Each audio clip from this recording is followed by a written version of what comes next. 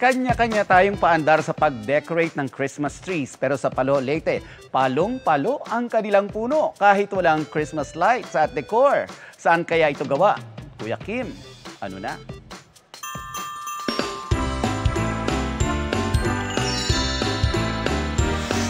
Kaninong mata ba naman ang hindi kukuti-kutitap kapag damas na ng Christmas tree na ito? Wala itong Christmas lights. Wala rin mga palamuti, pero aesthetic. Ito ang Christmas tree ng mga taga Palo, Leyte.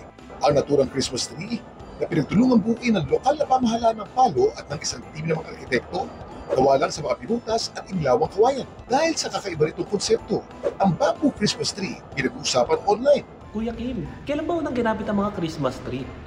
Kuya Kim, ano na? Maraming pinag-ugatan ng tradisyon ng paggamit ng Christmas tree. Pero ang isa raw sa pinakaunang dokumentadong Christmas tree ay nakita sa Strasbourg, na nooy bahagi ng Germany pero ngayon parte na ng France.